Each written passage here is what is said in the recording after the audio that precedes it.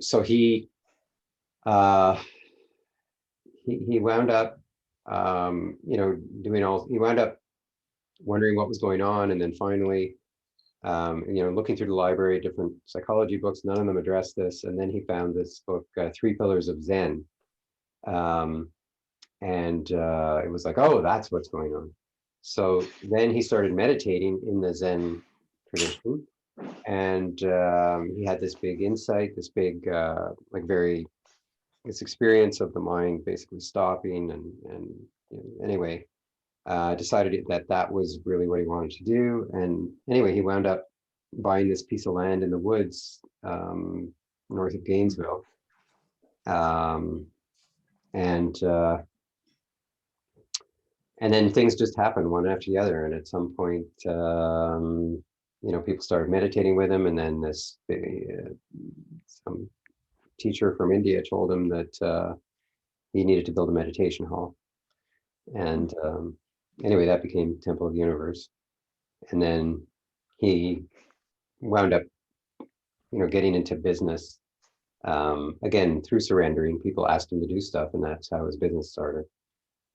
His first business, which was building, and then his second business, which was software. And anyway, they wound up buying patches of land. It started off with 10 acres, and now I think it's like 500 acres or 600 acres. And anyway, and he decided to call it Temple of the Universe because he draws on all different traditions, and he sees it as a pretty universal approach, I guess. But yeah, it's pretty, I mean, he's pretty hippy dippy. Sounds fun. Well, he's the generation for it too. Yeah. But he's also, I think of him as the Ayn Rand of spiritual teachers. Yeah. He's like, it's like in the chapter this week, he's like, if you want to stop smoking, you just don't put the cigarette in your mouth. Yeah. Yeah. It's very, he's very much like, you're the one who puts the cigarette in your mouth, so you have control over that. Anyway, yeah. So I think we're still missing one person, but I guess we should get going. It's a little bit after 7. So yeah, we'll start with a meditation. I'm just going to mute everyone.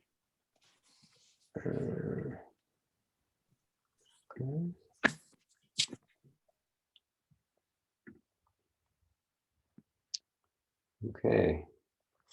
So as usual, finding a nice comfortable position where you can be relaxed and yet alert, and allowing the attention to sink deeply into the body, allowing whatever's there to be there, just noticing and allowing. And we'll have one sound of the bell.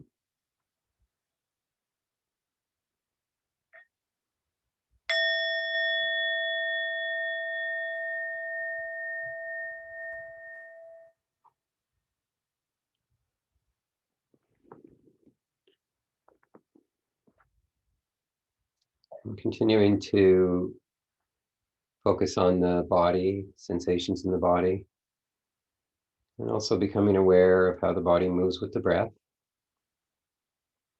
aware of when you're breathing in and when you're breathing out.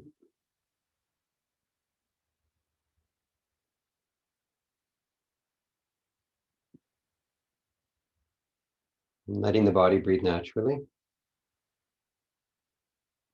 You don't need to make anything happen or figure anything out. You can just rest in this experience of the body breathing. And there can be thoughts in the background, sounds in the background, doing your best to stay focused on the body breathing. And when you notice your attention being pulled elsewhere, doing your best to release the pull.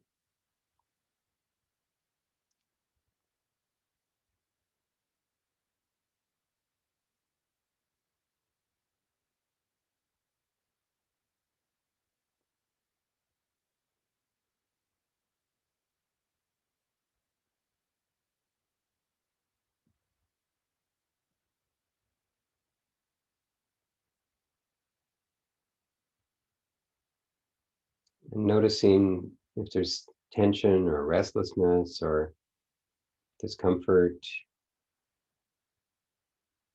and noticing any resistance to that, any bracing or wanting things to be different, and just allowing yourself to relax, to not need to do anything about it. Wherever you notice any exertion of will or bracing in the body, relaxing, just allowing the resistance to drop away, if it will. It's just an invitation. We're not trying to force anything or make anything happen. When we notice we're exerting a force, then we drop that.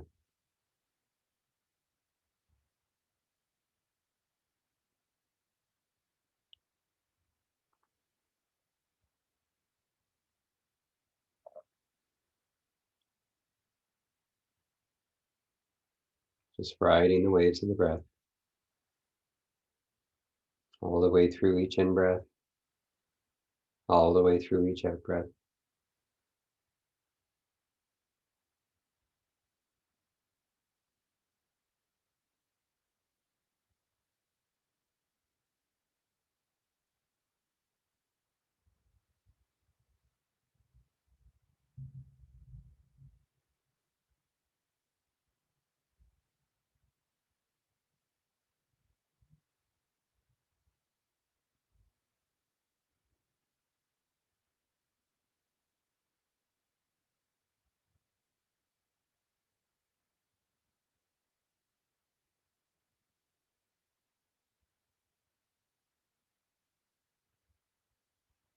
And whenever our attention gets pulled away into thoughts or whatever else, that's no problem. When you notice that, you've gone from forgetfulness to awareness. So celebrate that. And right away, the attention can be back on the body, breathing.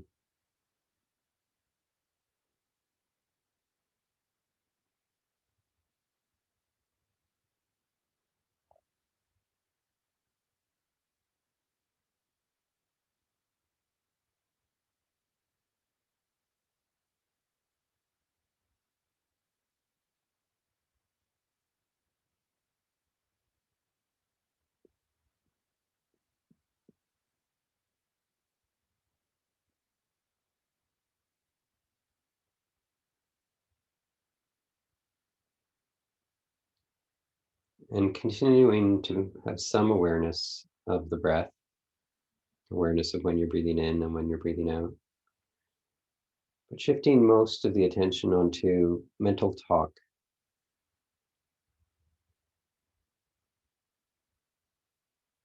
and saying to yourself, hello,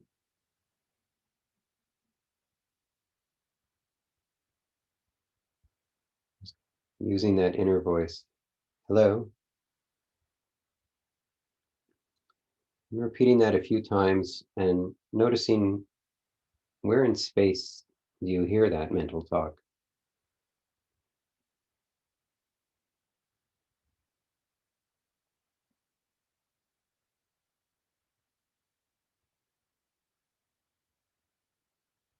For most people, it's somewhere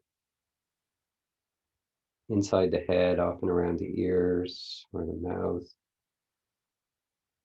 Doesn't matter where it is, just noticing where it is can help us to pay attention to that mental talk, putting our attention on that geographic area.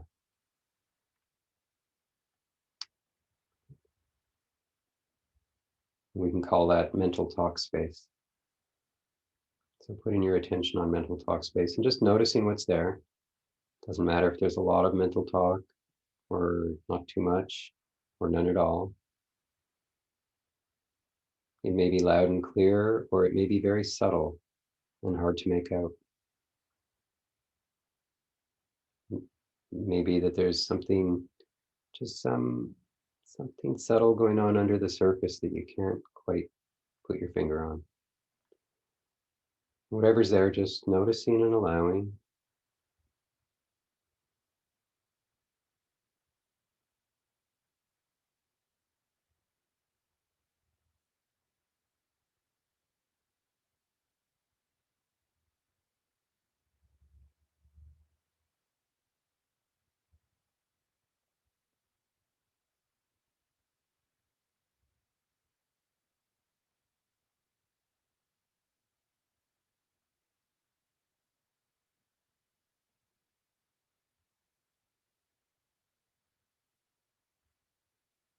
Just watching mental talk space. If you like, you can think of it as sitting on the bank of the river, watching the leaves float by, the leaves being the mental talk. There may be a lot of leaves or hardly any or none at all. Just watching from that seat of awareness on the riverbank, aware that you're the one who's watching, aware that you're not your mental talk, you're not your thoughts, you're the one who's watching.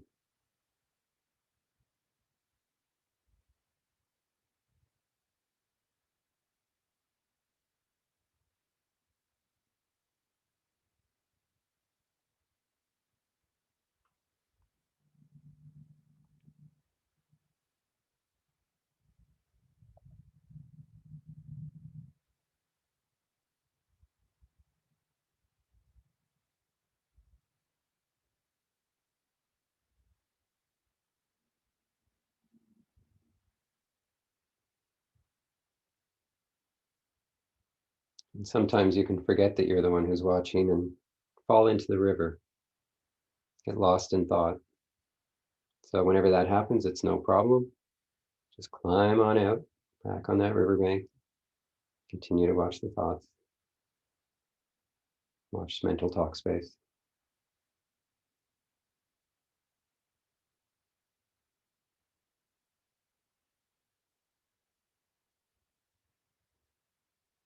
Bringing kindness and caring to this moment,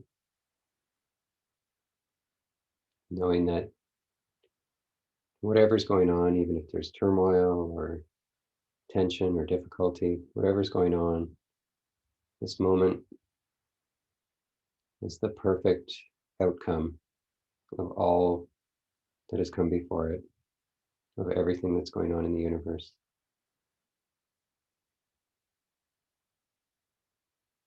So you don't need to do anything. You don't need to change anything.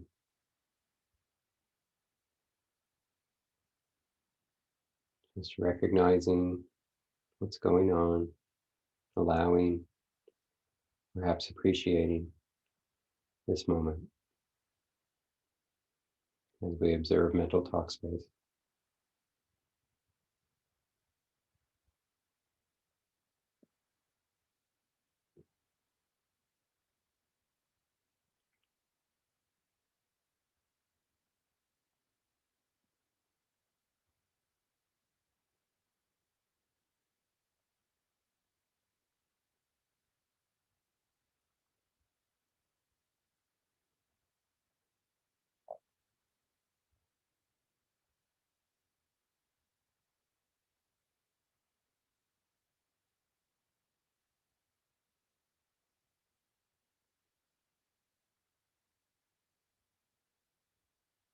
And now, shifting our attention to mental image space. So visualize the sailboat.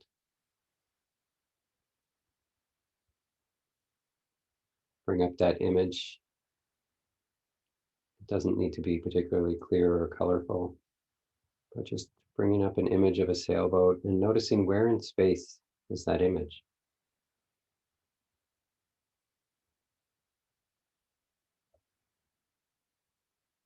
It's often somewhere around the eyes, could be in front of them, behind them, right where they are.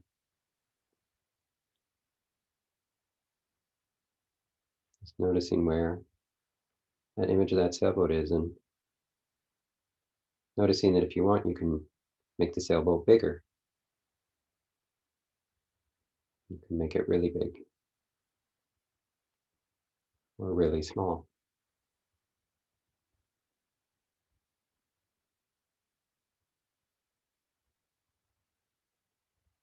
And now visualizing the room that you're sitting in.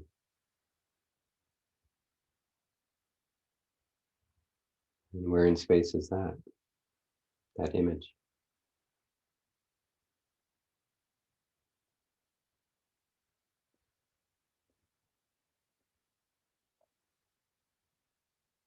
Perhaps it's all around you.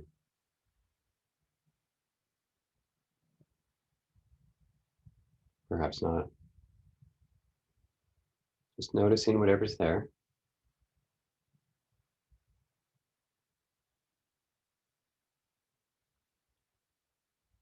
Noticing the characteristics of what's there, the subtleties.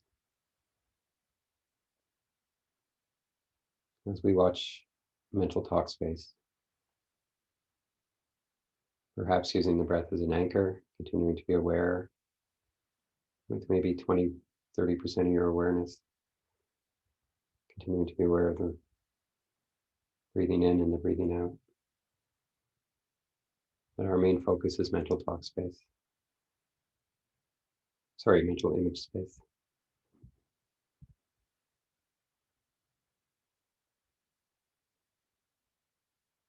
Aware that we're the one who's watching.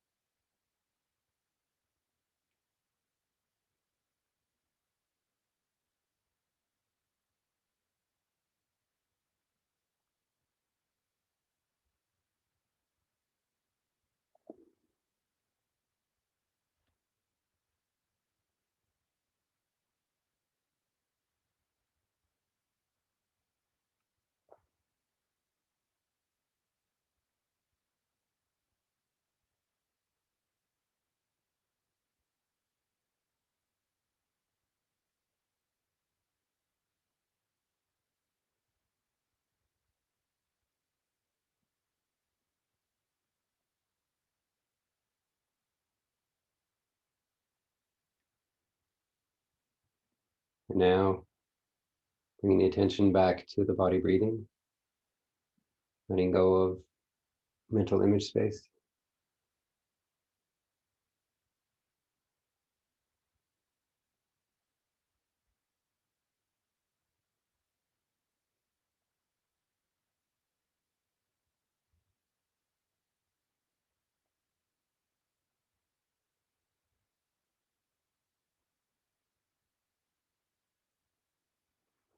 And with the sound of the bell, we'll bring this meditation to an end.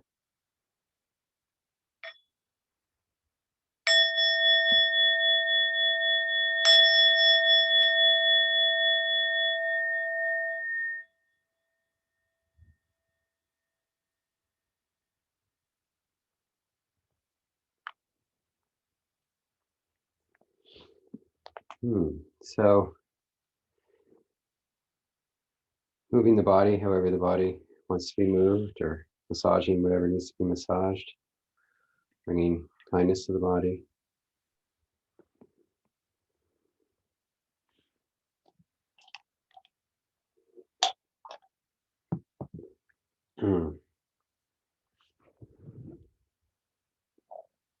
So our theme for tonight is mind. For the week, I guess it's mind. And so I learned from Shinzen Young this idea of dividing thoughts into mental talk and mental images. It was quite a revelation for me when he talked about that. I'd been practicing for a number of years and had never heard this breakdown between mental talk and mental images, but I find it really makes a lot of it corresponds to reality, basically. um, So you can, you can do meditation where you're focusing on one or the other or both.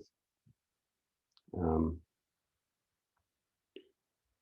in fact, you can focus on any element of experience. But this week will be the recorded meditations will be about focusing on mental talk and mental image. So, and of course, always practicing noticing resistance from the seat of awareness and dropping any resistance.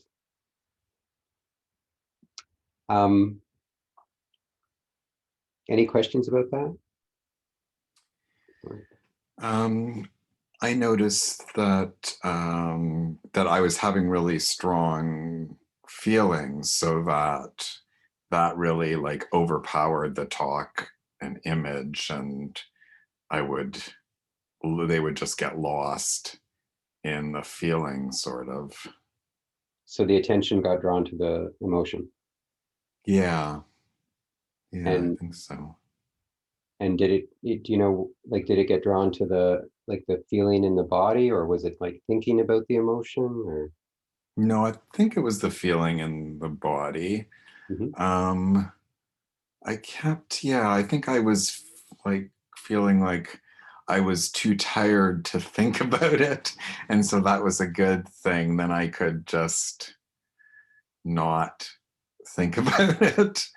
Right, It was very, yeah. So it was mostly like feeling the emotion and sort of being adrift with that as well. right. Um, Was there yeah. resistance? Wait, What's that? did you notice resistance to the emotions or emotion? Mm, not so much, I don't think. Maybe at the beginning. And then yeah, I mean I noticed no, I think I noticed my body was uncomfortable. Mhm. I noticed pain, but not really resistance. So what No. was there any no resistance to the pain? Was there were you consciously, relaxing, or like, I not resisting, um I moved like I will like move my body forward to deal with my back. or? Mhm. That's what I'll do sometimes. So like that was, in a response to that. But otherwise, yeah, just I mean, and I guess now that I'm thinking of it, I guess I was thinking as well. Like I was aware of this, there was like within the feeling was like about unsatisfactoriness, I Mhm. think. And I had, I mean, I'm like, I have been for like the 2 hours before this, I went for a run, and then I came back and I had to immediately make dinner and like do that quickly so that I could be done in time for this. So I was just going and going. Mhm. Um, and so that I guess this gave me a chance to stop. Mhm. Um, but yeah, there was definitely a theme of unsatisfactoriness, Mhm. and but which I was experiencing more as like a feeling than a story. I mean, I remembered like there was on my run, I was surprised that I was not as energetic, or it was harder for me to maintain the speed that I wanted to maintain. And so I was aware of that. Um, Well, even during the run. yeah, during the Yeah. run. Yeah. Yeah, because like my watch will count every kilometer, and I'll know like I'm aware of that, like whether it's difficult, how difficult it is to maintain a certain speed or something like that. I'm very Right. aware of that while running.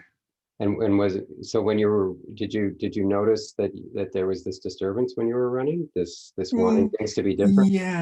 yeah, but it wasn't at the same time. I did like tell myself, well, that's a good opportunity um to accept to just accept this and not to like to be aware of. So I was aware of my resistance or my feeling of unsatisfactoriness and then just didn't hold on to it. Hmm. Hmm. Yeah. Yeah. Yeah. Thanks for that report. Yeah. Mhm. Did you, I'm just wondering during the, so how are you feeling right now?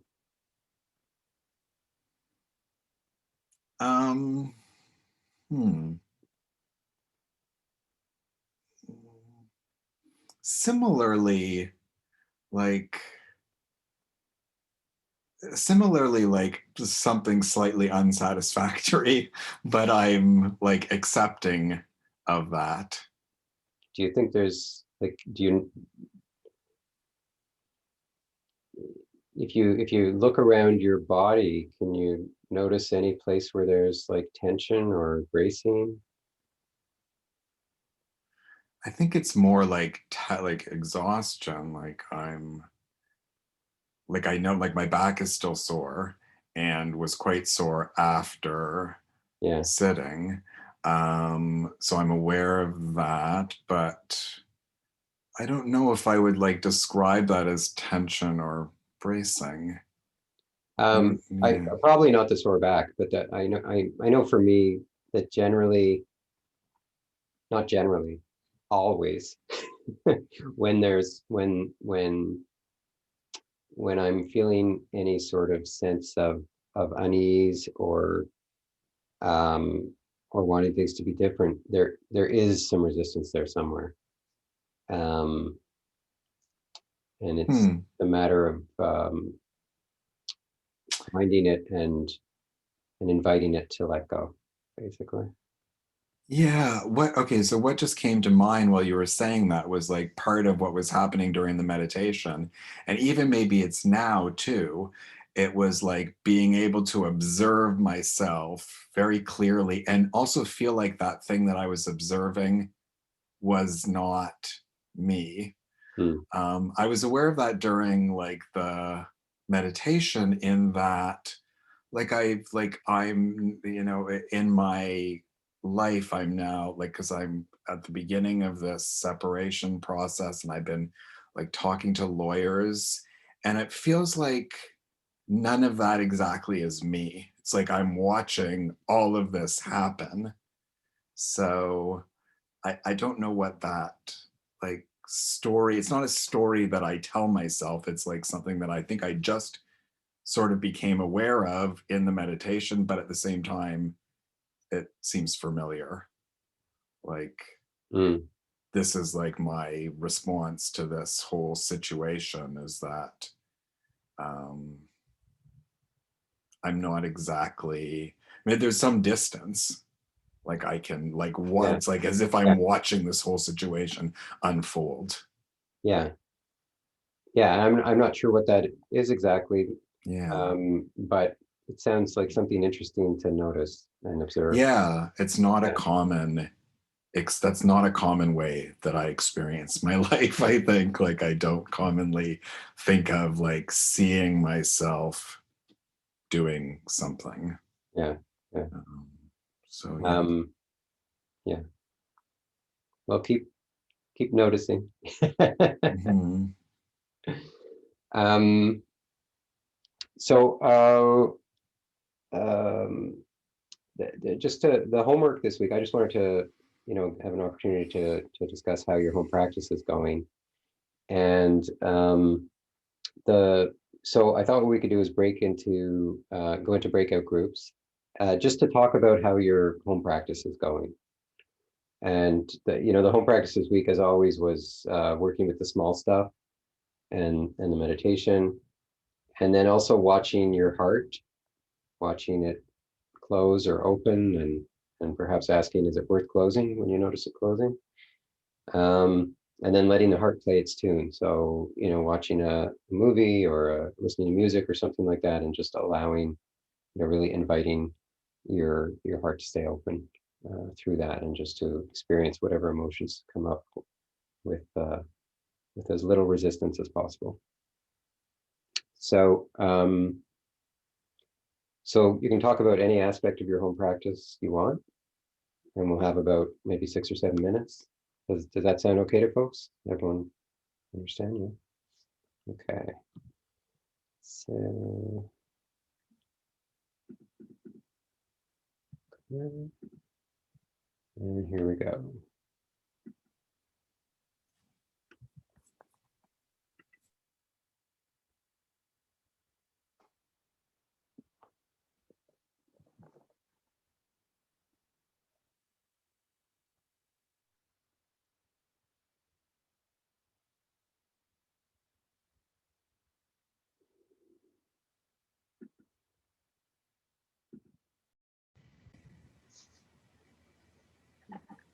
Did he say that we will have how many people? Did he say?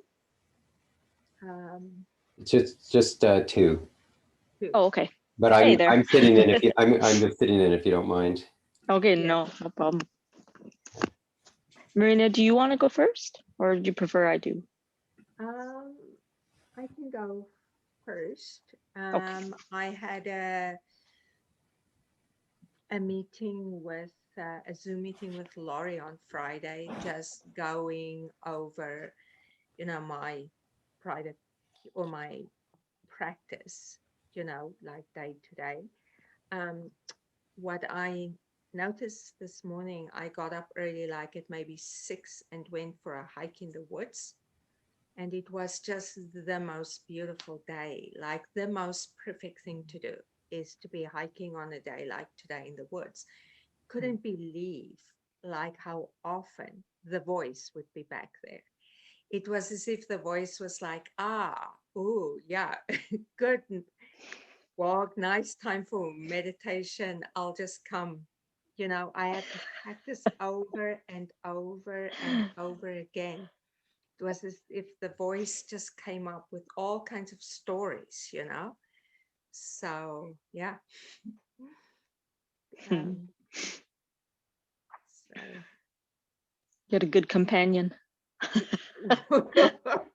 Well, yeah. Luckily, I could, like gain my seat of awareness again, and then I would be, in that position, and then lo and behold, within a few minutes, the voice starts up again. So, Hmm. yeah. So, Yeah, you weren't alone. yeah. How was your day or your Yeah. week? To be for full disclosure, I am exhausted from doing this work, but I'm very grateful for it, but just exhausted. Yeah. I tried to do the emotional meditations around emotions, and I feel that I'm just still working on trying to let go of my breath control, because it's just I'm just so rigid inside, and so I think Laura used the word of bracing. I feel like I'm always bracing. Wow. So I keep going back to Lori's original meditations, the very first one, the 15-minute, because I find that one really helps me try to become just aware of my breath and just try to observe my breath. And so that's for me where I'm feeling like I need to focus on, because I can't even go where the emotions are right now, if that makes sense. Wow. Yeah. I spoke to Lori about this energy that I have, and it's Lori, you haven't heard this part yet, but it's a lot of the energy behind it is like anxiety energy, so lots of things mixed in. So anyway, there's just a lot of holding, and there's been some release, and it's been wonderful. So I just keep chipping away. Yeah. Yeah. I found chapter 8 to be like a really good chapter, for reading. It's almost, or listening to, one can almost read it again and again. Yeah. such a central chapter. And Yeah, it's beautiful. the image of the thorn, it's like, guarding your thorn instead of just taking it out. Um, uh, these two chapters I find very, I don't know, like central to the idea. Which So, two chapters? The thorn and which? 8, chapter 8 Oh, and yeah. 9. Yeah. So let go now, or fall, and Mm. removing the inner thorn. Yeah.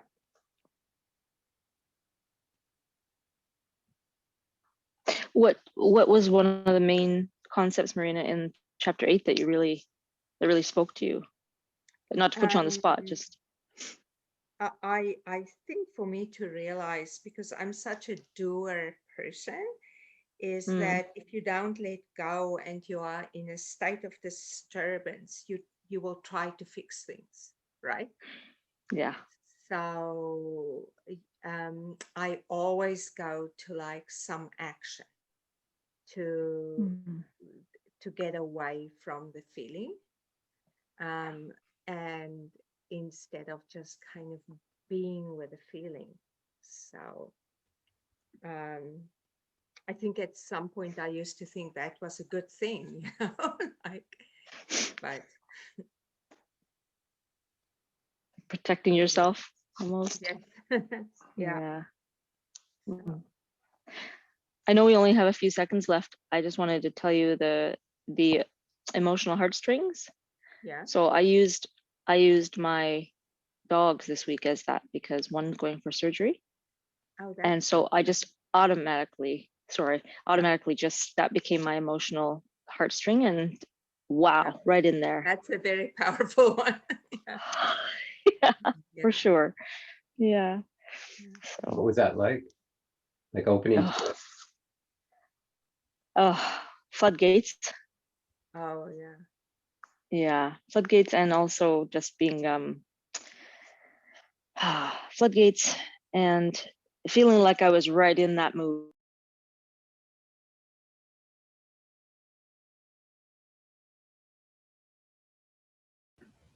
Hi, everyone. Welcome back. So what came up there? What's your week been like? What might you want to share, or the highlights of your home practice? Kathy, yeah. It's the point of the heart exercise to learn to get into your emotions more and not be into your thoughts and my head so much. That's the point of the heart exercise. Was that it? Sorry, you said feel the emotions and not be in your head so much. Is that what you said? Yeah, it's the point of the heart exercise. Well, the point is just to notice the resistance to the emotions and notice what happens when you drop that resistance. That's, and just to, because we're often afraid of our emotions.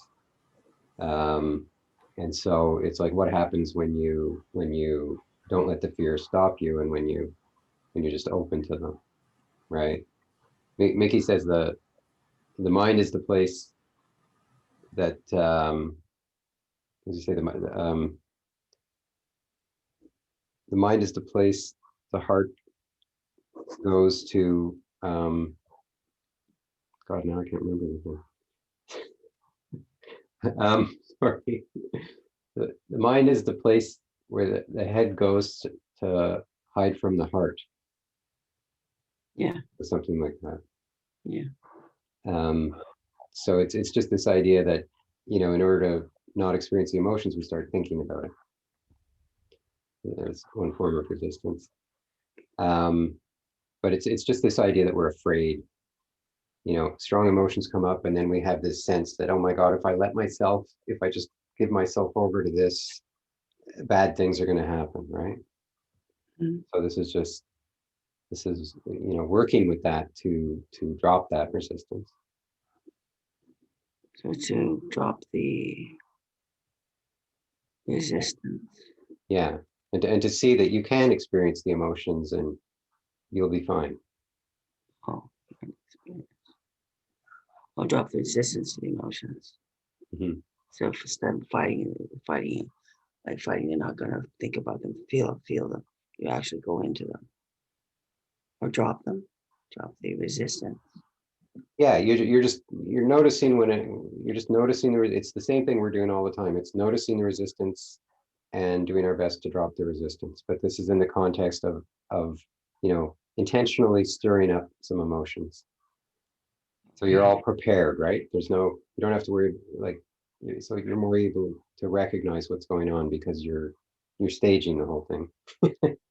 Okay. Well, Yeah. Um, Yeah. I had a That great was experience with letting the emotions take over when I was listening or watching a DVD or a song with, what do you call it, YouTube song that somebody sent to me. And it was a young lad singing in French, and he was just had so much emotion, and his voice could go very low and very high and everything in between. And you could just feel all the emotion he was putting out there. And I was swelling up. I was teary, and it felt really great. And I thought, this is almost too good to be true. So I really felt a lot of emotion happening there. So I really enjoyed the fact that, it was a great experience. mhm. so we're trying to learn to experience the emotions, right? Thanks, Yeah, Beth. Yeah. that's actually it. And then I Yep. thought about the opposite when I was listening to too much news about the COVID, and I sort of shut off, So I don't know if I shut off my heart or just my mind in that case. Just didn't want to hear anymore. So did you noticed a closing listening, reading the news or seeing the news? I was, yeah, I just didn't want. So yeah, I noticed it. Yeah. You noticed your experience go negative. Yeah. Yeah. And Mark, did you want to say something? I was just going to say something similar that I mean it's very easy and frequent for me to be able to feel listening to music, and that's always it's always pleasant, regardless of what the feeling is. It's just feeling. Mhm. But and it's interesting that that's like one of the few times during the day when I'll let myself just feel. Otherwise, I'm thinking a lot more. I'm in my Yeah. head, doing something and not necessarily aware of the feeling, except probably in when I'm meditating or listening to music. Right. Right. Yeah. Yeah. And then the name of the game is noticing resistance, right? That's like in terms of where are we expending effort in this practice, it's actively looking for resistance in our experience. And whenever you notice it, drop it. Hmm. Right. So Yeah. I mean, it seems to me that it's just like, it doesn't feel like resistance. It just feels like, like blankness or ignorance to any kind of feeling that might be happening for most of the day, because that's just like, I'm just not aware of it being there unless I stop and, stop and ask myself, okay, what are you feeling now? right. And that's exactly what the practice is, right? So the resistance, so because there is a resistance, but I'm just not, doesn't Not feel like a resistance. It just feels like what's the word I'm looking for?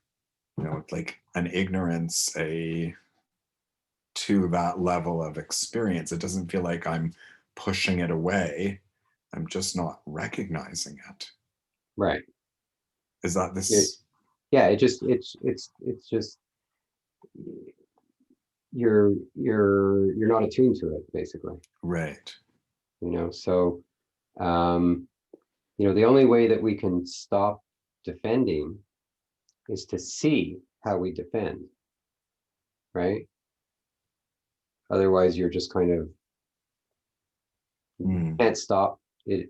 You can't stop it until you can see it, and when you can see it, then you can actually, do something. You can Right.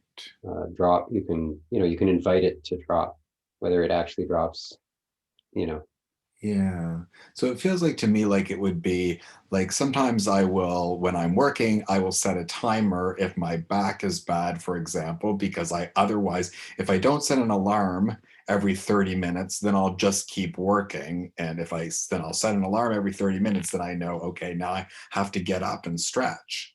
So it feels like maybe I need to do something similar with Yeah. feeling, set an alarm every hour and think, okay, what are you feeling now?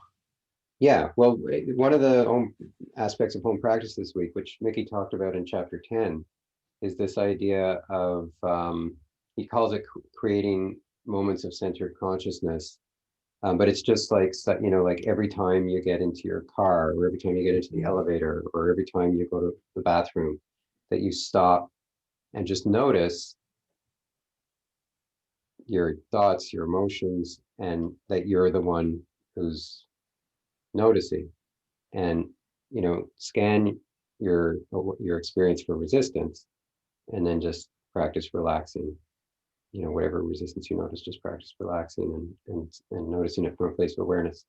So in Thich Nhat Hanh's tradition, they call it bells of mindfulness, right? It's just like every time, you use the, getting in the car as a bell of mindfulness. You use going to the bathroom or walking through a door, or, whatever it is that you do, a couple of times a day, or even once a day. It could be like also in the morning when you get up, right? Just doing that. And just before you go to bed, doing that.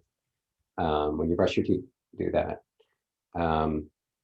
So it's just creating these moments of, as he says, centered consciousness, right? Creating these moments of being aware of what's going on in your experience, being aware of the resistance, being aware that you're the one who's aware. That's the main point of it, to notice that you are the noticer of emotions or mind or thoughts. You are the noticer, right? It's Right. supposed to emphasize that you are the observer, the noticer. That's the point of it, of the to notice your thoughts, and then to notice that you are noticing your thoughts, and noticing your emotions. Right? Yeah. So it's just creating the moments of being in the seat of awareness. And the idea is that ultimately you want to be in the seat of awareness. I mean, 24/7. I think that's called enlightenment, but that's where we want to head. Right. Yeah. And Monica, you were going to say something there. Yeah, I really enjoyed the getting in touch with, letting the heart play its tune. I thought that was really great this week, and I was telling Barbara that I reconnected with music, which has always been really important to me, but somehow it had, I don't know, drifted away a bit, and so I started listening to music while walking the sky. And so combining both physical activity and music that would sometimes really prompt emotion too, whether it was like joyful or sad, and interesting, not just to like let the heart play its tune, but to a certain extent orchestrate the tune that the heart was going to play on the basis of like the music that I might choose or so, and Right. see how responsive it was. Right. Yeah. But a lot less skillful when emotion would come up, that I was not prepared for. So What do you like what do you something I think? hadn't choreographed. And So so what? like I found it started a lot more, emotions started coming up because I was opening up more. Yeah. But And then a lot of it, But when this unexpected emotion came up, Mhm. what happened? Were there thoughts? Was there resistance? Was it just like like Depended on the emotion and depended on the situation. So in some cases, it felt okay to just like, okay, I'm just gonna like cry. That's what's gonna happen. And it would actually go through pretty quickly and feel really good after. But then there were some situations where it's like, yeah, that's not actually appropriate at this moment. So appropriate? well, yeah, it wouldn't feel right. So Sorry, get so an emotion, self-conscious. so there was that's resistance, right? Yeah, yeah. Well, resistance to like expressing it in a way that would be noticeable by other people. Like I could feel it. And I guess that would be a question I have is like feeling an emotion versus like letting it out completely. So Is you were there doing a piece I'm missing here? well, you were doing it with other people in the room? Well, yeah, if I'm like I feel things when other people are in the room, pretty frequently. So. No, I thought you were like purposely practicing. So I thought it was like Oh, a practice setting as opposed to like, in uh, you know, kind of in the office or something like right. that. Yeah, I think I glided quickly from one thing to another. So the intentional practice was in a space that always felt like it was okay and completely appropriate to do Right. whatever I felt called to do. But that as a result of that, I also noticed more emotion being more accessible at non-specifically Ah, designated practice ah, times. okay. Yeah. Yeah. Sorry, So I skip over things quite easily, I'm afraid. So yeah, yeah. yeah.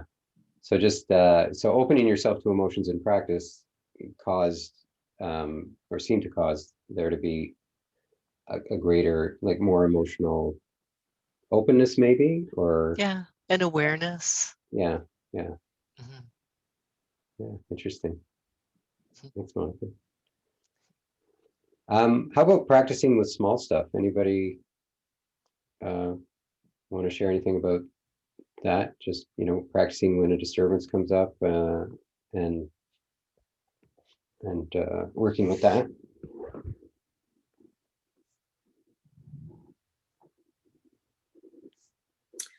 I can talk about that. Yeah, I'm trying to, I've taken your course a number of times and I'm trying to get better at doing the homework. And that's one of the things I'm looking out for. So during the pandemic, I've moved in with my mother and I'm working from home, and she often interrupts me when I'm in the middle of something, and it kind of annoys me. But I mean, it's little stuff though, right? It's nothing major. But I'm with this course, just recognizing it more, being aware of it, and just kind of releasing and letting it go, and not letting it, just not bothering me as much, essentially. So Yeah, like how are you practicing with it? well, I'll notice it and I'll get that feeling like Yeah. and well, it's actually, I'll get the feeling and then I'll remember, oh yeah, this is the little thing, right, that I should be. Right. And so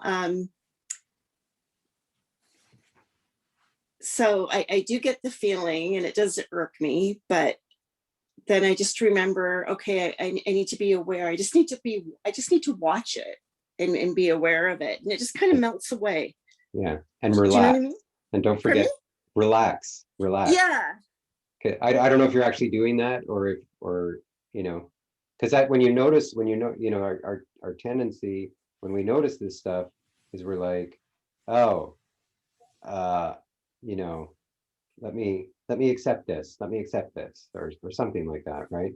As opposed to just like relaxing and just letting it in, right? Just accept, like, so that the question you always ask yourself is, when you notice, because when you notice that it comes up and you notice that it's like not what you want, there's resistance there. There's defending. So are you I'm aware? noticing the resistance. Right. And then are you inviting Yeah, I yourself think to I drop am. it? I think I am. I think it just automatically, when I notice it, and it's like, oh yeah, this is one of those things I'm supposed to be. And yeah. You're supposed to be what? Well, Sorry, I'm it's my- pushing you. it's I'm my- pushing you it's here my because homework.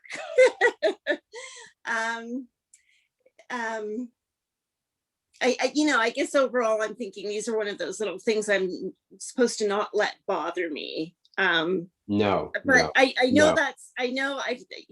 so I know it does bother me, and that's what I notice. No, it's to feel yourself being bothered. That's what you want to do. You want to just feel yourself being bothered. Just let yourself be bothered, right? Just And then, feel what it feels like to be bothered. And then relax.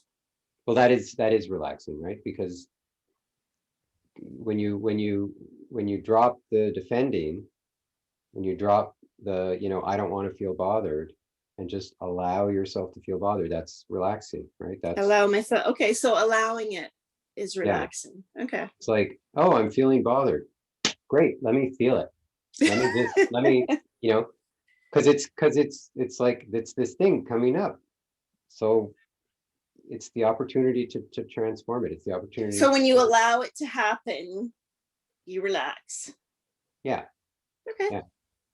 Because it's always a not doing, right? It's noticing that you're bracing against it, noticing you're defending against it. Yeah, dropping the resistance. Dropping that and letting it come in, letting yourself feel that unwanted thing, right? Yeah.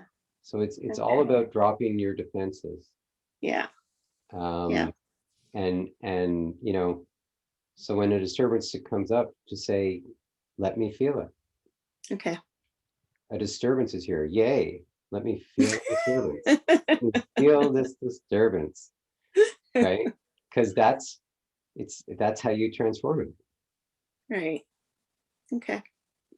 You transform it by allowing. I have to think about it, when you're going through it. And well, that's the thing is that no matter how many times we talk about it, when it actually happens, it's still unwanted, and there's a really strong habit of mind that says, I don't want this. Mm-hmm. Right?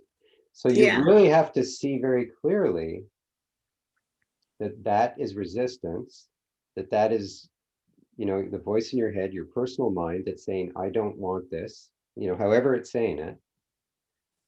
And to say that's garbage. What I want is to let it in. I want to drop the resistance. I want to, this is a samskara coming up, and I don't want to get in its way. Yeah. Okay. It wants to go, it wants to come out. I want it to come out. Okay. Got it. Yeah, I'll have to think about it more consciously next time, Yeah. It's like the only way out is through, I think, at the very least, I'm noticing, it's forward motion for me, that I'm just noticing it, right? Like, okay, this is one of the little things, but it's like, okay, what do I do next? So, yeah. Okay. Yeah. All right. Yeah. And Dawn, did you want to share something? Or?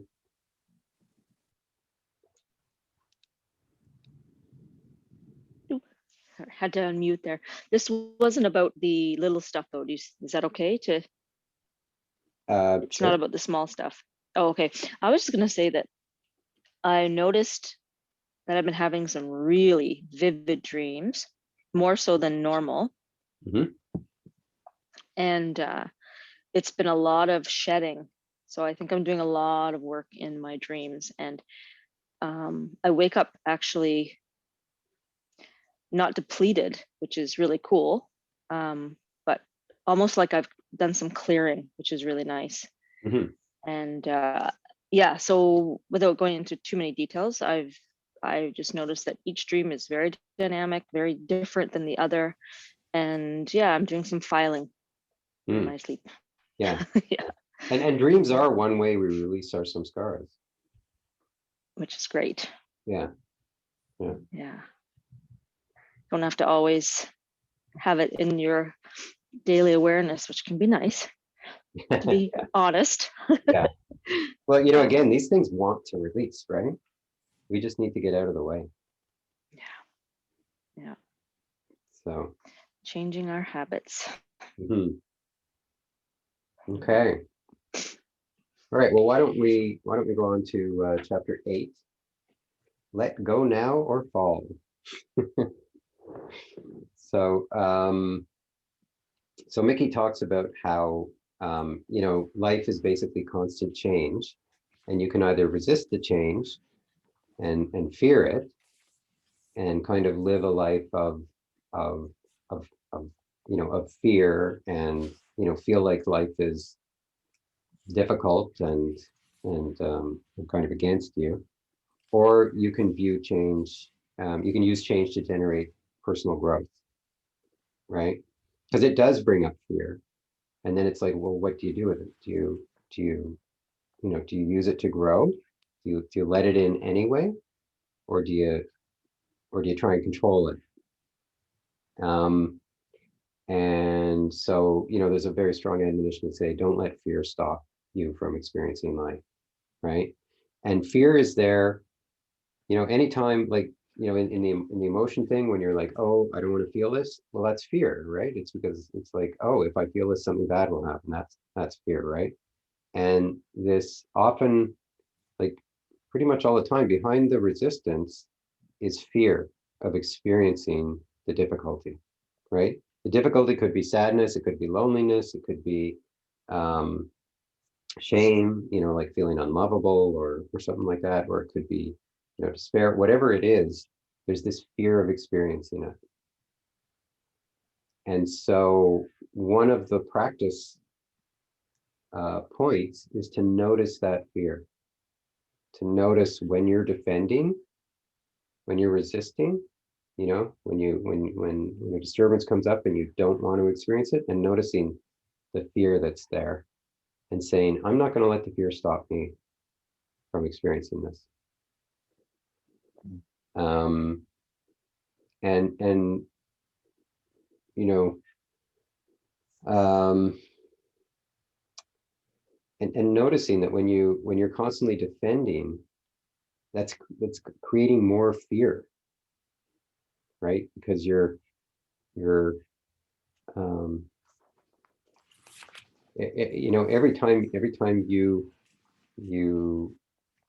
do something to prevent a bad thing from happening, you're fanning the flames of fear, right? That action is based on fear of experiencing it. So you're nourishing the fear. And so, as he said, life just becomes this struggle, as opposed to saying, well, yeah, I mean, fear is a natural thing and it's going to happen, and I'm not going to let it stop me. And I'm not going to take action based on it. I'm not going to set up my life to try and control everything, and to try and, prevent myself from, constantly prevent, always think about what bad things can happen and how can I stop that from happening, right? Because then you're just focused on the negative. So he says, avoiding fear captures it and stores it inside you as a samskara. So he says, if you want freedom, stop defending. Because what you're defending is your cage. We think the cage is protecting us. We don't realize that it's creating limits. It's keeping us in. So he says, basically you have two choices: fight with life or face your fear.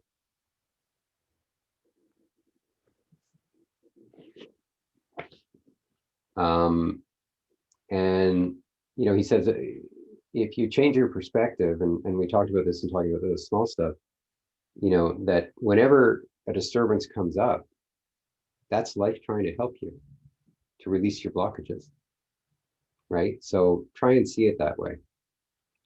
That when a disturbance comes up, see it as, this is life helping me to release my blockages. This is not a bad thing. This is a good thing. And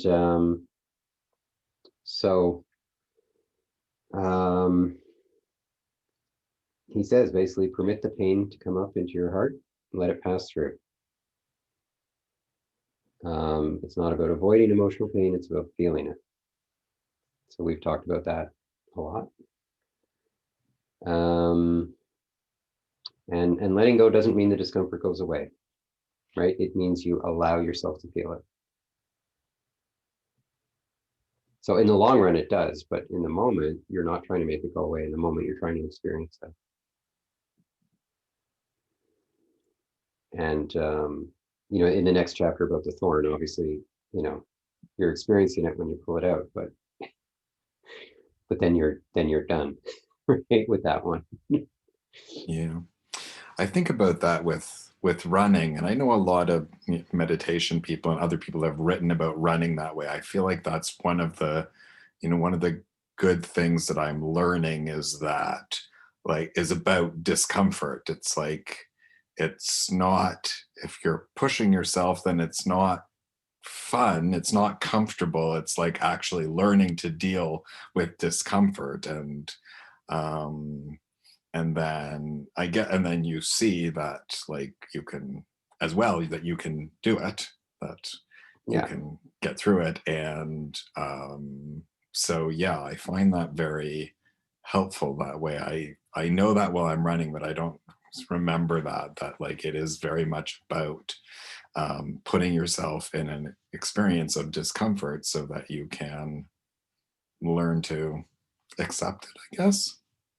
Yeah, and you know, and it's not so much that, you know, we're not looking for discomfort, but we're saying when it comes up, allow yourself to feel it, right? Because the fact is, though, some scars are in there, and so it's like, you know, and the only way they're coming out is with discomfort. So do you want them out, or do you want to just keep trying to avoid the discomfort? Because they're going to keep trying to come out. Dawn, yeah. I wonder, Lori, if you would be willing to share with us an experience you've had of that release. Sure. Yeah, cool. I mean, you know, many times. I remember. I mean, early. I think when I was teaching this for the first time back in May, June last year, I was sitting on my deck meditating, and you know, COVID had been here for a couple months, and I started thinking about nature, and had this very strong desire to be in nature, and I started thinking about, you know, how can I be in nature? And I don't have a car, and I don't have a cottage, and how can I do this? And maybe I should get a car, and you know, and the mind was just going and going, and I thought to myself, like, the mind is just going and going, and I'm driving myself crazy with this craving. I don't actually need nature. This is just my mind telling me I need nature. I don't need to listen to it. And I can just open to this feeling of lack and just feel it. And it actually wasn't that much discomfort in the body.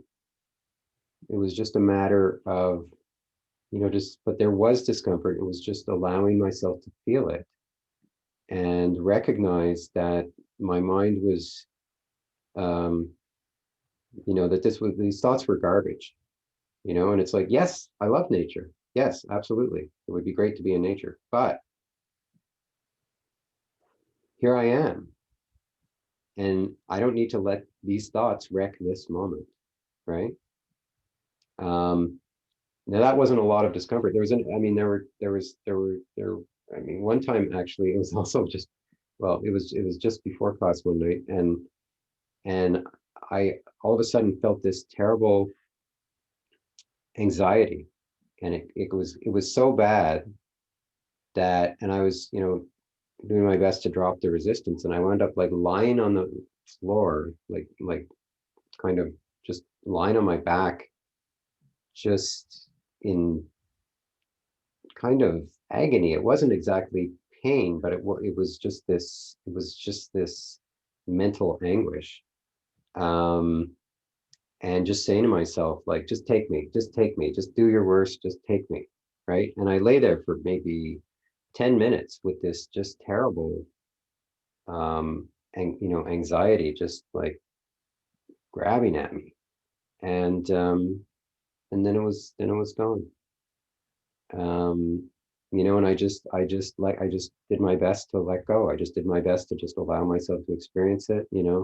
I just let my body go limp, basically. Although I was kind of moving, but kind of, constantly trying to sort of let it go limp, and then it would be grabbed, and let it go limp, and then it would be grabbed, and so and I notice all the time that this it's less now, but especially when COVID first hit, just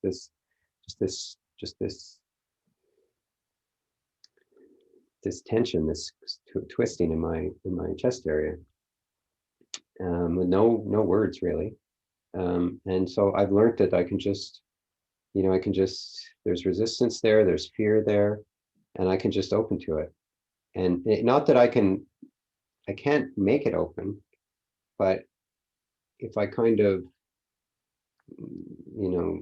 stay with this idea of I just want to experience it, it does, I can feel it, like that it changes. It goes from uncomfortable to this, to like I stay with the discomfort, right, for some time, and often at some point it will kind of just turn into like a pleasant vibration or energy or something like that. Like dissolve? Sometimes. Quite often it doesn't do much. But what I notice is that my relationship to it changes, right? When I'm really open mentally to it, it's not a problem. It's not a problem at all. Whereas I've had many times where it feels like a big problem, It's like, I got to get rid of this. But now I really feel like it's kind of a portal, right? I once had a teacher who talked about, the portal opening, right? And I feel like this is a portal. So yeah. Is that part of the point of retreat, where if you're doing a retreat where you're being challenged in that you're probably, if you're, you have limited sleep and you're practicing all the time, which can be very frustrating or boring, or is that part of the point that you're being challenged in that way? That's how I've thought of it while I'm doing it. And yeah, it can be. I mean, and certainly I think that's the Goenka approach. Where these really regimented, retreats. There's a part that just, the mind is going to fight, and it's going to fight, and it's going to fight, and at some point it's going to give up the fight, right? Mm. Like in Thich Nhat Hanh tradition, that is not what we're doing at all, and we don't have all that sitting and all that. In the Thich Nhat Hanh tradition, it's really just like, I mean, it's very much, watering the seeds of joy. and just watering the seeds of mindfulness, just noticing throughout the day, where is my mind, what is going on here, and just putting the attention on what's positive in the present moment. So that's a very different kind of retreat. But I mean, I've done, like, I did a 4-week retreat at IMS where it was, just sit, walk, sit, walk, sit, walk all day long. Yeah, I mean, the other thing they do, the other big point of it is to allow the mind to settle, right? To deprive the mind of stimulation so that it settles. And the mind will fight because it wants the stimulation. It wants the stimulation, right? I mean, I remember brushing my teeth just became like the highlight of my day. I long something different. Right. But Yeah. Well, I anyway. found that I've only done that once last summer, and it was very regimented like that. And I mean, I liked it for that reason. I think, again, like it's, I think I like being challenged maybe like that. And I don't know whether that's right, or like whether that's something that, yeah, there's no right and wrong. Yeah. There's they talk about there being 85,000 Dharma doors, and and it depends what you're looking for, and different things work for different people, and what work means. I mean, at one level, work means feel better. At another level, work means some form of insight, something. To me, the big thing is freedom, right? Does it contribute to me feeling more free, more at ease in my everyday life, more in touch with my higher self, more in touch with kindness and compassion, more, does it allow me, does it help me to be the person I want to be, and Yeah. And my experience was it did that, but for a limited time. Yeah. Like it was like, and not necessarily during the retreat, but after the retreat, I felt the benefit in all of those ways. I mean, during the retreat, I did feel like I was learning something. Yeah, and that, Mickey really emphasizes, and Thich Nhat Hanh too, that it's the moment-to-moment practice off the cushion, right? That is where the rubber, like that, if you want to see change in your life, that's what's important. And you need the cushion to charge your mindfulness battery to be able to do the stuff during the day, right? That's my view of it.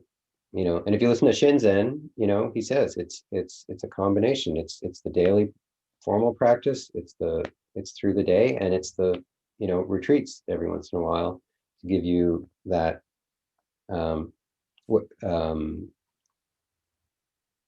that deeper experience. And what I find is that retreats really help because you get a glimpse of where you can be down the road, right?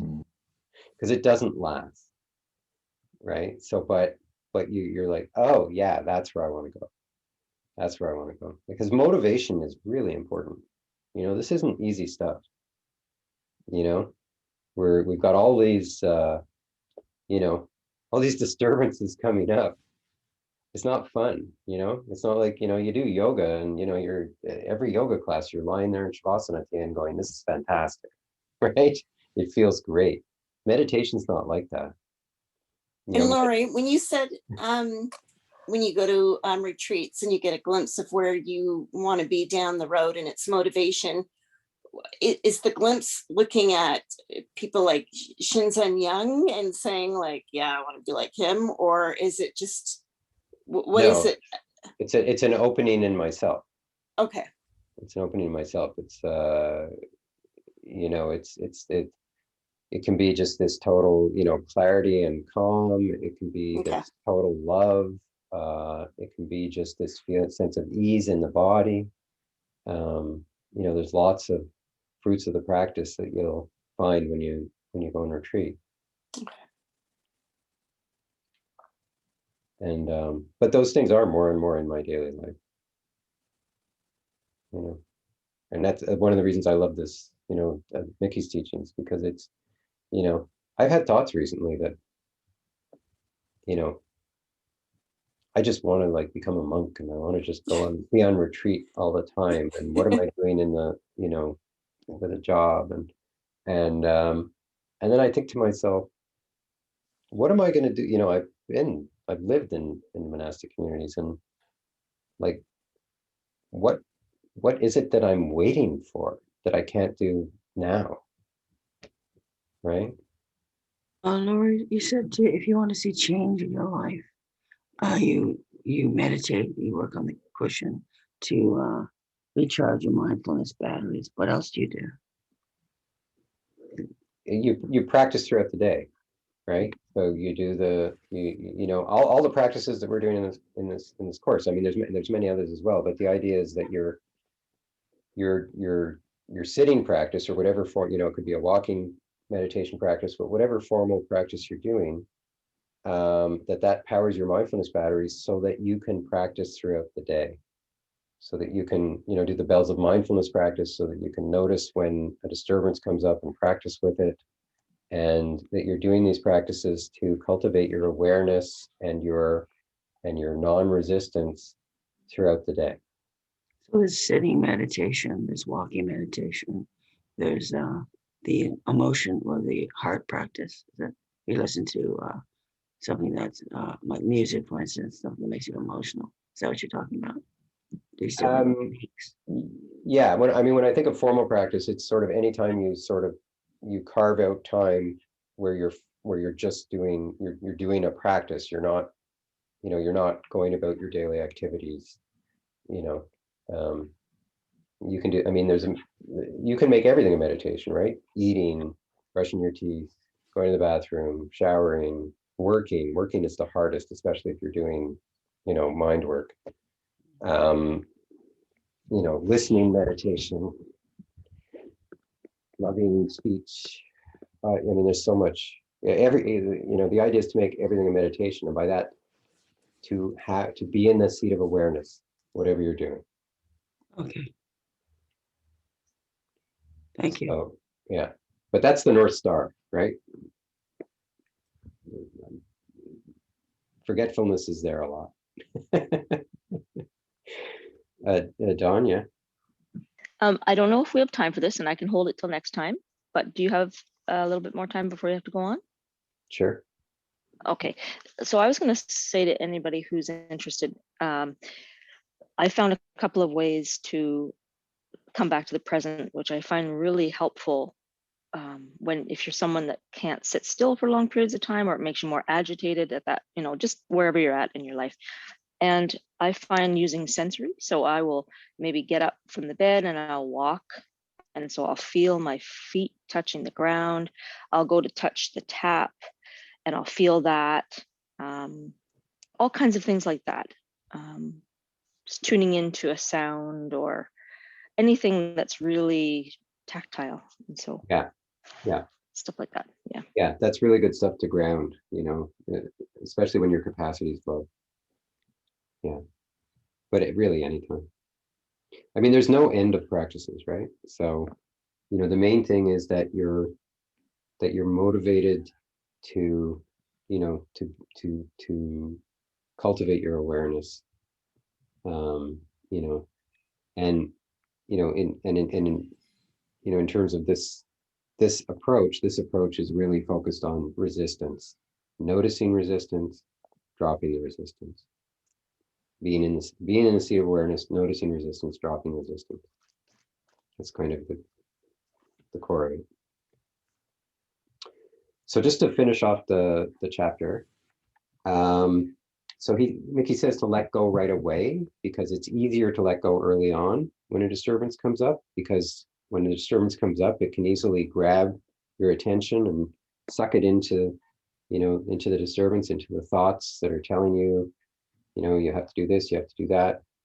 And once your consciousness falls into the disturbance, then you're in forgetfulness, right? You're not, you lose that that space, you lose that ability to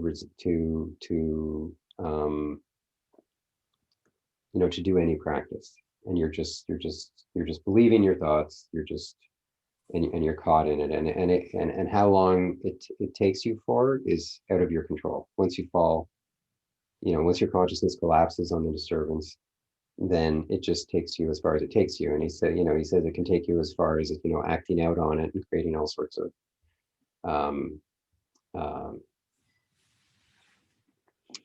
spilling out onto other people, and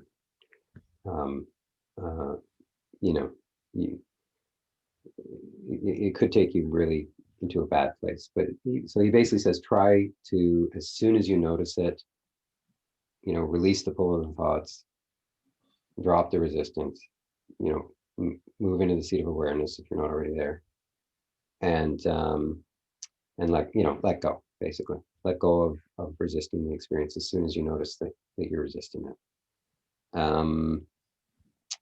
Being in the state of awareness is just being noticing that you're the noticer. Yes. Yeah. Okay. Yeah. So that's chapter 8. I don't know if anyone had any particular questions on that chapter. So chapter 9 is removing your inner thorn, and so I mean that's such an intuitive kind of powerful chapter. Just I mean, it's so obvious you should be removing the thorn and not trying to protect it and spend your whole life protecting it. And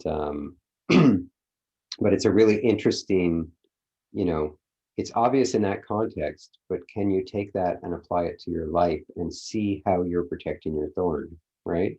Every time a disturbance comes up and you're defending against it, you are protecting the thorn, right? And it's not just when a disturbance comes up, but it's like, as he says in there, it's like, I don't like, what are the lengths people go to not feel lonely, right? What are the lengths people go to protect against difficult feelings, right? And that's all protecting your thorn, right? And so, like, his admonition is saying, he's saying, if conventionally, if you don't want to feel lonely, you try and find a partner, try and find someone to be in a relationship with. Or you try and have a lot of friends, right? And spend all your time, cultivating friendships, and but the admonition here is to say, no, just let yourself feel the loneliness, because that's the thorn. And there's so many ways, so many layers that we can put on top of that thorn and not even realize, not even see the thorn that we're protecting. And of course, society says, like, oh yeah, these are all perfectly reasonable things to do. You don't want to be lonely. Yeah. Find a relationship, have a lot of friends, yeah, absolutely. You should do that. Right. And Mickey says, there's nothing wrong with having a relationship or having a lot of friends, but look at why you're doing it. Is this, are you spending a lot of effort cultivating friendships because you love doing that, or are you doing it because you're afraid of being alone, right? And if you're doing it because you're afraid of being alone, just feel the loneliness, right? Let yourself experience that loneliness, because that's the only way to transform it at the root, right? Kathy, yeah. If you're feeling something like strong emotion, like anger, like angry thoughts, memories, to go into the emotion of anger or not the thoughts. Is that what you're supposed to do?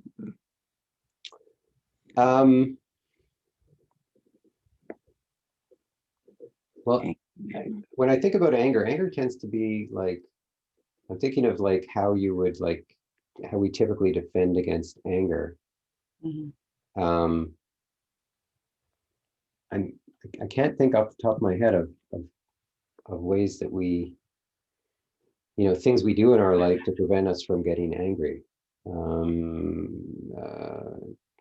Generally, when anger comes up, you know, you just sort of you either suppress it or you express it, right? Well, I mean, I don't know what your experience is, Kathy. in From terms your of- technique, what are you supposed to do with angry memories, like rumination? What are you supposed to do with angry rumination? Go into the anger, the feeling, or just go into, you don't Right. keep ruminating, go into the thoughts over and over. Yeah. Yeah, I mean, obviously when anger comes up, you know, you want to practice relax, release, lean back. But this chapter is more talking about how we do so many things in our life that are motivated by avoiding the emotional pain. Right. So all the things you do in your life to avoid emotional pain. And he talks about how, you know, there's all these layers. Mm. Right. So, you know, if it's loneliness, then maybe you want to have a lot of friends. And then because you want to have a lot of friends, you spend a lot of time like worrying about what people think about you and how you dress and how your hair looks and da da da da da. And it's all these layers. And at the base is, you know, avoiding feeling lonely, right? For example. And is his sense that there is that individuals have a sort of single thorn, or No. like that there is a set? No. So there may be lots of them. No, in fact, in the later chapters, he's alluded to it in the earlier chapters too, but this idea that we have this mental model that is built of all our past impressions and how they, you know, they tend to get entangled. So there's lots of thorns. There's lots of thorns. Yeah. It's not just like this little like bing, and then, you know, it's more Right. like, you know, you know, something pretty nasty looking, I guess. And like it's because it's a life work to, you know, to release all the samskaras, you know. But the thing is, as you start releasing them, you feel lighter and lighter, right? Like, you know, there's a difference between, you know, whatever's like, you know, like he says, if they're really bad, if you're really blocked, then you're just depressed as hell. You know, you just have no energy and you're just super depressed, right? And then there's more and more and more energy, so more and more positivity, as because our natural state under, you know, is super positive, right? It is this joy, this peace, this love, this energy, enthusiasm, right? So more and more you can access that, as there's fewer and fewer samskaras. And as I'm, you know, as we've talked about too, like even though yes, there's discomfort, when you really see it as purification or transformation, there's joy there too. There's a sense of accomplishment. There's a sense that, you know, it's like when you're running, right? There's, you know, yes, you're feeling some discomfort, but you're also feeling this joy that you're doing this thing that you know is good for you, and that you're accomplishing something because you're not, you know, you're not letting the discomfort stop you. So there's a sense of achievement, a sense of strength, you know, a sense of empowerment. You know, and as I mentioned, like with the, you know, with the anxiety in the chest, even though I was writhing, I was quite conscious that I was surrendering, and that this was, and I was thinking to myself, you know, this is fantastic, you know, because it's like, yeah, this is a nice samskara coming up. This is a good one, you know, like bravo that this thing came up, you know. So it's not, you know, the mind, it's the, you know, the reactive mind, it's the samskaras talking that are telling you, no, don't do this, this is terrible, you can't feel this, this is going to be really bad. But then it's like, no, it's okay, it's okay, you can take it. And that's the real freedom. Mhm. That's the real freedom, is saying, yeah, it's And not comfortable, but I can take it, I can handle it. right. What's the translation again of samskara? So samskara is like the thorn, is a thorn. Is that Mickey's metaphor for it? And Yeah. what's the translation? It's I mean, I think it's basically a blockage, like an energy Okay. blockage. Yeah. We also thought it was baggage, emotional negative emotional baggage, or positive emotional baggage if you have leftover residual stuff. Yeah, I mean, that's the more of a Western term, but baggage, I don't think does it justice. I mean, I think the metaphor of blockage, that it's blocking your energy, right, is really good because it's but baggage, you put down the baggage and then you feel free. So, so it keeps building. It gets bigger and bigger. Is that what does? It's like a snowball. The samskaras, like, do they keep developing? Like, I'm No, it's thinking not. of a snowball that you I don't, roll it's in not the so much that snow. they keep developing, it's that we keep creating new ones and not releasing old ones. But if one is loneliness, for example, Mhm. then all the different ways that you avoid loneliness. The idea is that you had experiences in your past where you felt lonely, you defended against them, and therefore you stored them. And so every experience where you resisted loneliness created those samskaras of loneliness. That is, but whether there was like one really big experience and not much else, or whether there were a bunch of different experiences that, and how those play out, there's no end to the complexity. And that's one reason why, the idea that you're going to figure out what happened and kind of fix it by figuring it out it's too complex to figure out, right? I mean, certainly you can get insights and those help, but this is one of the things I really like about this is all you have to do is notice the resistance and drop it, and you don't have to figure anything out, right? And in fact, the mind, like the higher mind, the cosmic consciousness, perhaps, like it figures stuff out on its own when you can release the samskaric mind, right? The voice So of you the heart. don't have to figure out the name of it. Like, we've named one loneliness, and so it feels to me like I could say, oh, I can see that's a pattern that I Yeah, engage in to avoid it. yeah. I mean, there is a place for investigation, if you will, like to notice. But it starts with something like you're noticing that you're putting a big effort into cultivating friendships, but that it feels like a burden rather than a joy. And then it's like, well, if it feels like a burden, why am I doing this, right? And you just ask yourself that question, and you just see what comes up, and you may notice that oh, what comes up is fear of being alone, right? I'm afraid of being alone. And then you're like, oh, okay, well, that's interesting. So then, Mickey's admonition would be to say, so now when your mind tells you you need to cultivate friendships, you know that thought is coming from that place of fear. So stop listening to it. Stop acting on it, because you're being run by your fear. Instead, when you notice that thought come up, open to what the emotion is, open to what's happening, and probably there'll be a feeling of loneliness, but whatever, like there'll be some uncomfortable feeling. Open to it. Let yourself feel it. Then you're working at the root. Then you're not being run by your fear.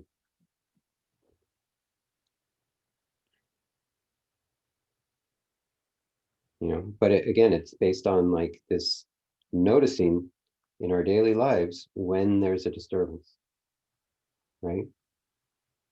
So it's like you know, as you're taking action throughout the day, noticing when it's like, it feels not, there's no ease, there's no joy. It's it's not comfortable. There's a sense of whatever there. So then feel it, let yourself feel it, right? And then you'll see what's going on.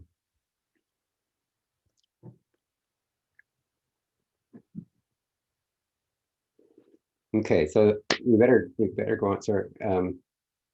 Did you have a quick question, Mark? Yeah, I can make it really quick. It you refer to him as kind of the Ayn Rand of meditation, and Spiritual this teachers, is where yeah. because he makes it sound very easy, and yet I can think of like it doesn't feel easy, and some of the things he's talking about seem a lot like the kinds of things that family parts therapists work like for years with people to Yeah. achieve a kind of let go. So Yeah. Well, the bottom line is that it's not easy, Mhm. but it's not, it's really just a matter of working with your own experience, and it's not something that can be taught by like reading a book and saying, oh yeah, now I got it, Yeah. right? It's something where you really have to work with your own experience, and you just have to, you have to be motivated enough to put a lot of effort into it. But if you put a lot of effort into it, you will see that it's not complicated. Right. So it's simple but not easy. Yes. Yeah.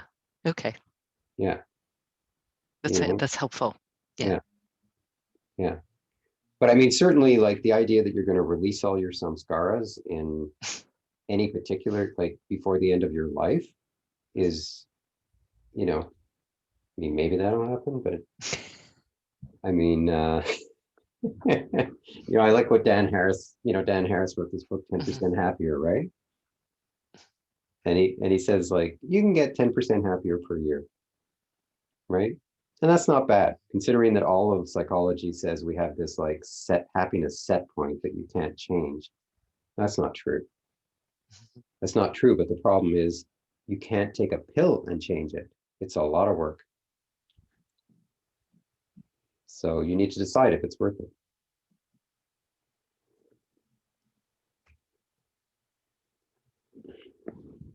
So last chapter, chapter 10, and chapter 10's got a lot in it. Stealing freedom for your soul. So he talks about how, when our body's healthy, we don't think about it, right? But when our body's not healthy, and there's pain or discomfort, it grabs our attention. And he says, and yet we're thinking about our minds all the time, constantly trying to feel better, not feel bad, And he says that's because, and he talks about this being the pain of having to think about yourself all the time. And he says, it's because your mind is broken. You're neurotic, right? And he basically says everyone's neurotic, right? So, and by neurotic, he means, or, the dictionary defines neurotic as poor ability to adapt to one's environment, rooted in ego defense mechanisms, right? So, this is all ego defense, right? And basically, the root of this is that you've said to yourself, when this happens outside, I feel, discomfort. And when this other thing happens outside, I feel good. So the cause of me feeling good is that thing happening outside. The cause of me feeling bad is that thing happening outside. When really they're just touching your samskaras, and it's the root cause is your samskaras, right? And so, but the mind says, oh, I need to make sure these good things happen and make sure these bad things don't happen outside. So I'm going to figure out what I want to happen and what I don't want to happen based on my past experience. And then I'm going to do everything I can to make what I want happen and make what I don't want not happen. And so this is a Herculean task, an impossible task. You cannot control the world. And you don't even know, like, you know, what's really going to make you happy or unhappy.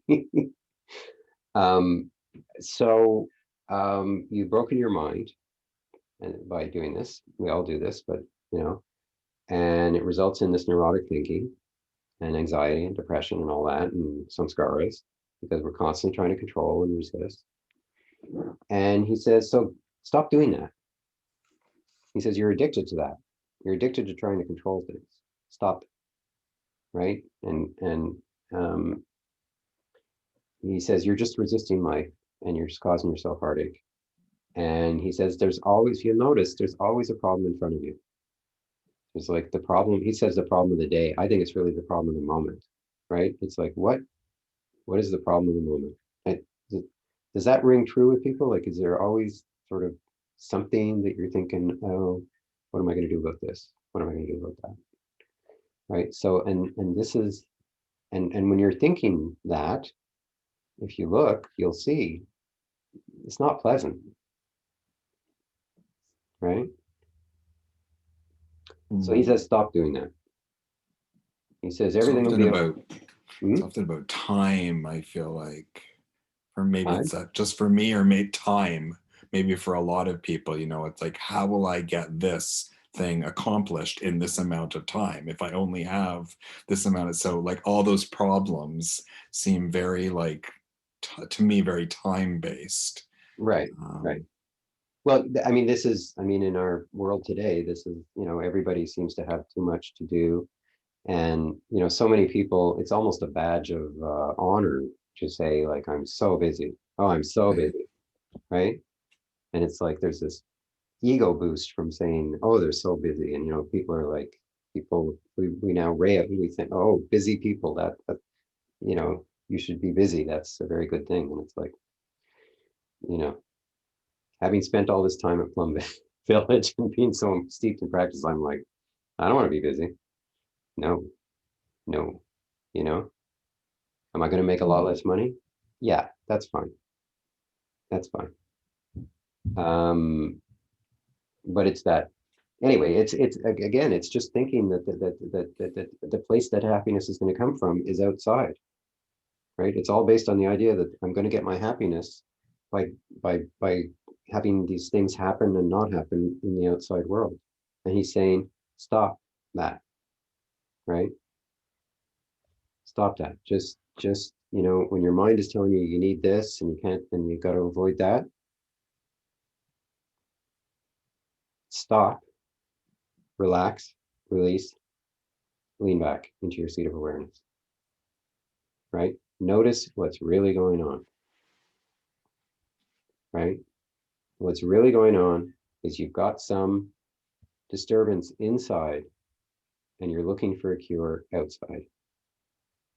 Stop looking for the cure outside and just allow yourself to feel what's going on and stop resisting it, you know?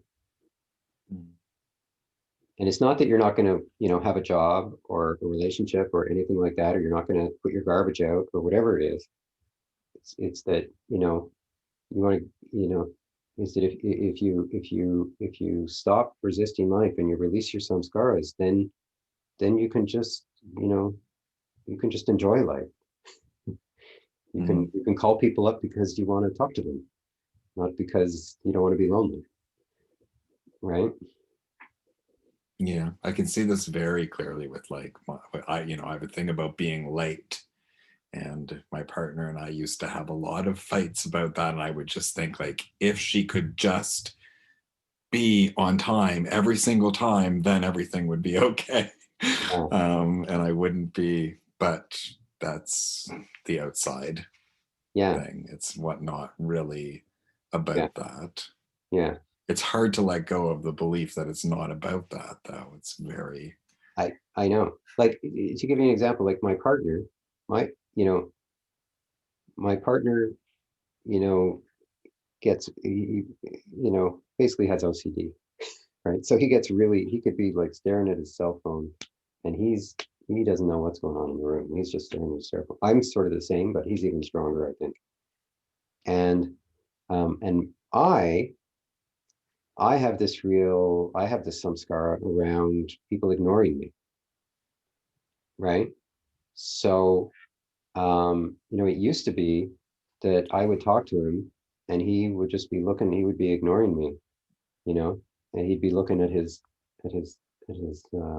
phone or whatever screen, and it would bother me.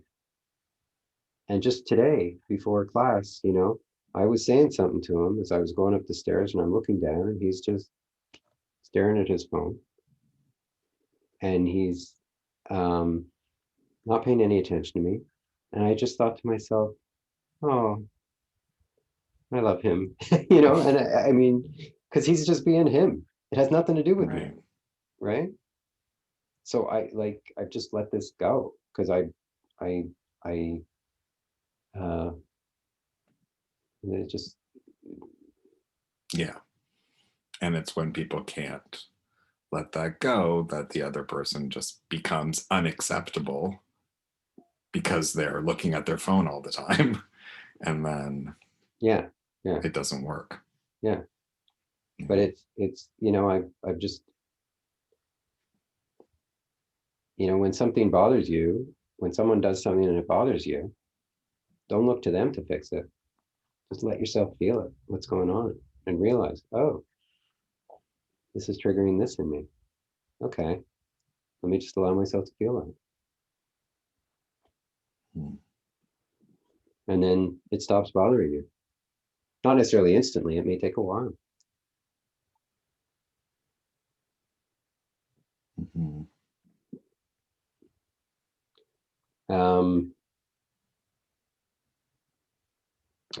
So where are we here? So he says, so external changes don't address the root problem, that you don't feel whole and complete within yourself. So, and again, this is our natural state, feeling whole and complete, right? But it's foreign to us because we've just got all these impressions stored. So, notice whenever your mind is telling you that the way to fix this problem, which is an inner problem, is the world outside, right? And the mind won't say, we want to fix the inner problem with the outer. The mind will just say, you need to fix this outer problem, right? So you have to start with whatever unintentional thoughts are coming up, whatever that voice in your head is telling you is garbage. And look, what's really going on? You have to stop, move back in your seat of awareness, release the pull of the thoughts, allow yourself to feel it, and say, what's going on here? Oh, it's this feeling. That's what's going on here. Right? And how am I going to deal with this feeling? Not, I mean, again, you may need to do something outside to deal with whatever the situation is, but notice what's really going on inside you, and then you can deal with it much more effectively.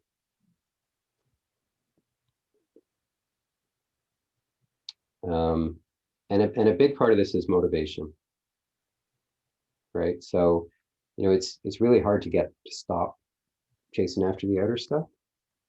You need to really clearly see that that you want to work at the root, and the root is the emotional disturbance.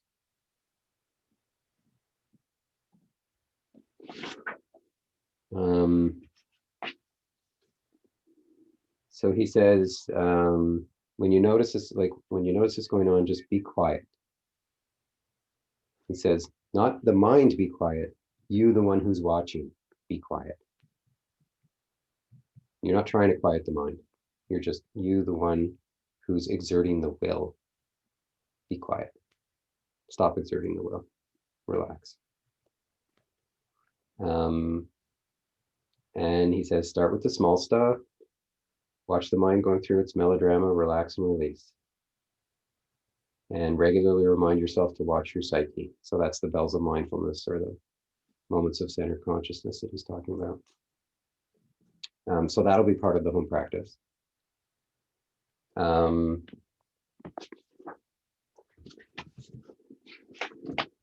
what else? I mean, the meditations, of course, the working with the small stuff, relax, release, lean back.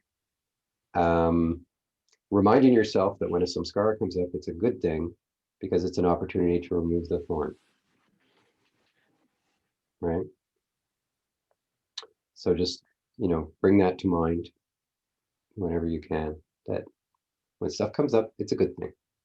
It's a good thing.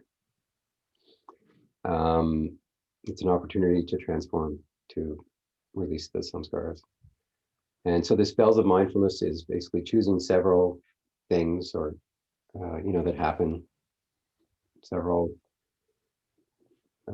reminders for you to just check in with yourself and notice what's going on, move into the sea of awareness, and just, notice any resistance and drop it. At times when there's really nothing going on, right? Because that's the easiest time to move into the seat of awareness. It's the easiest time to relax, is when there's, when there's just really the background disturbance, if you will. The background sense of unsatisfactoriness or lack or whatever. So that's the home practice this week. But we just have a few minutes left. Anyone have any questions or comments, concerns? Yeah, Dawn. I'm wondering if you could just clarify that last part where you said, or in the book, it says, you, the one who's watching, be quiet. So that one who's watching, we're talking about seat of consciousness, or? Yeah, the witness. Yeah, okay. The witness, if you will. Okay. Yeah. It's a little, we're trying to describe something that is, more complex than these easy categories, right? That's, so you need to, because what I think what he's really talking about there is will, because when the witness really has no, agenda. The witness doesn't do anything. Like, it's just awareness. There's nothing to it, right? It's like the ether or something, so but there is a part of you that exerts will, and he's saying that part, stop exerting the will. That's helpful, because when I think about it as the witness, I always think, well, the witness is already quiet, isn't it? Right? Yeah, the witness never it's says already yeah. Yeah. But quiet in the sense of like grounded and, just there. Yeah. So that helps a lot. Thank you. Or will. Like, when you go, if you go to like one of these awareness retreats, they talk about, you look at awareness and you see nothing, right? There's nothing there. There's nothing there. And yet there is something there.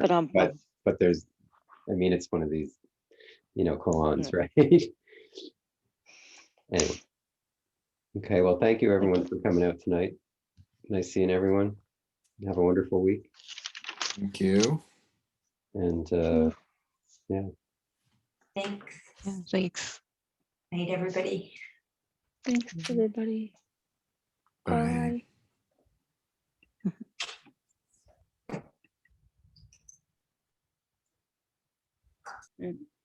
Right.